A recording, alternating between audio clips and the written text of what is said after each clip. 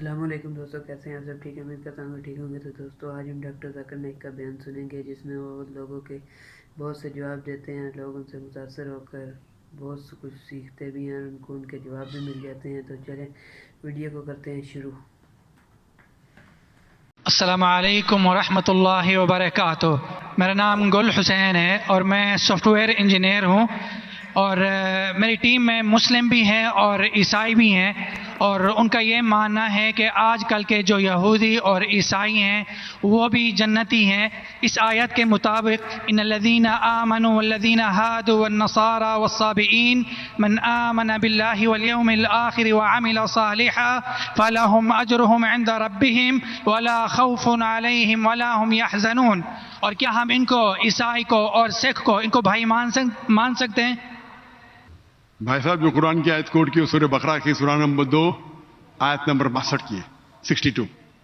اللہ تعالیٰ فرماتے ہیں کہ جو یہود اور نصارہ ہے اور صابیون ہیں، جو اللہ میں مانتے ہیں اور اچھے اعمال کرتے ہیں، ان کو کوئی بھی دکھ نہیں ہوگا، اور انشاءاللہ ان کے ساتھ اچھے کام ہوئیں گے، اور کچھ آیت میں لکھے لا جنت جائیں گے۔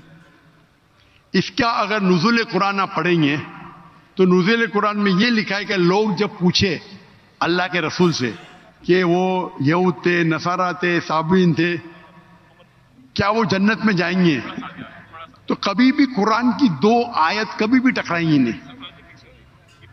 جو میں نے قرآن کا حوالہ دیا سورہ العصر سے، سورہ نمبر 103 آیت نمبر 103 1 2 3، اس میں صاف لکھا ہے کیا آپ کو ایمان ہونا چاہیے، اور یہ آیت میں بھی آیا جو صابین ہیں اور جو نصارہ ہے، اگر ان کے پاس ایمان ہے، شرط کیا ہے؟ ایمان۔ ایمان کا مطلب کیا؟ اللہ میں ماننا، شرک نہیں کرنا، اور اللہ کے رسول میں ماننا۔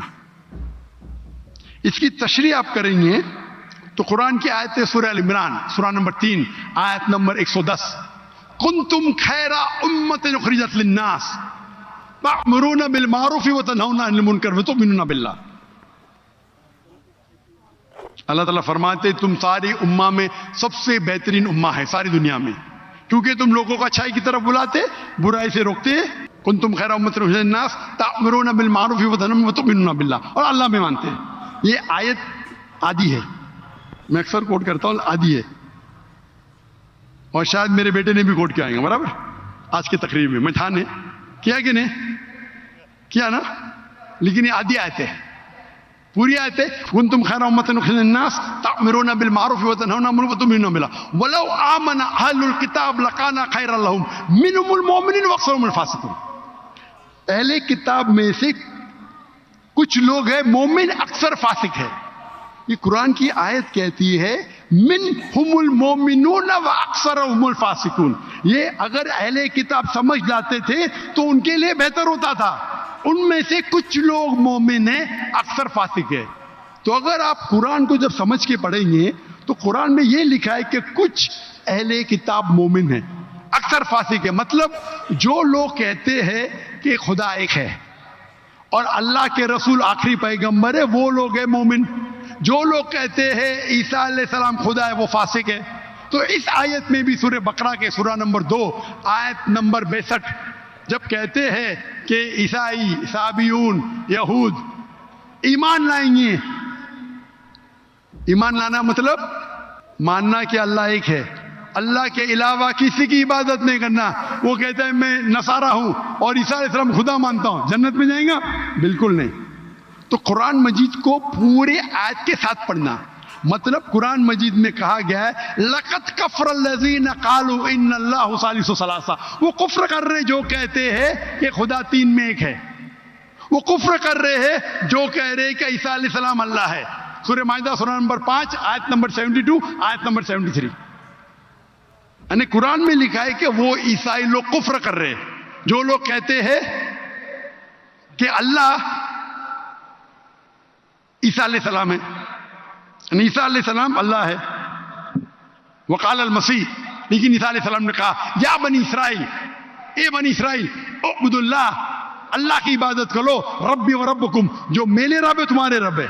इन्नो में शिरक बिल्लाह, अगर अल्लाह के साथ आपने किसी को शरीक किया, फकत हर्रम अलैहि जन्नह, जन्नत आपके लिए हराम होंगी, वमा वो नार वमा लिज़ालिमीन मिन अंसार, और आप जन्नत आपके लिए हराम होंगी और आप नार में जाएंगे, और वरे ज़ालिमीन मिन अंसार, और आपके लिए कोई मदद नहीं रहेगी। तो अगर कुरान मजीद की सब आयत को पढ़ते हैं आपको पता चलता है कि कुछ ईसाई, कुछ अहले किताब मोमिन है, अक्सर फासिक है।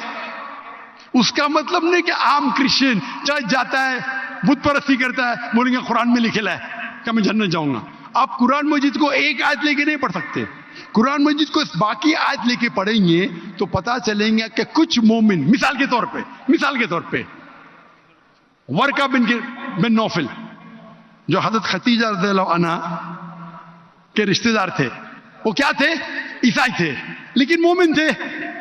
एक मिसाल है ना, उन्होंने कहा, जब मोहम्मद सल्लल्लाहु अलैहि वसल्लम को देखा, उनने कहा कि हमारी किताबों में लिखा हुआ है कि एक पैगंबर आएंगे, अल्लाह के रसूल आएंगे, और ये मोहम्मद सल्लल्लाहु अलैहि वसल्लम है, और उनको लोग इस में से निकालेंगे, मैं उस दिन तक इंतजार करूंगा। वो मोमिन थे, मिसाल है हमारे पास, वो जन्नत में जाएंगे।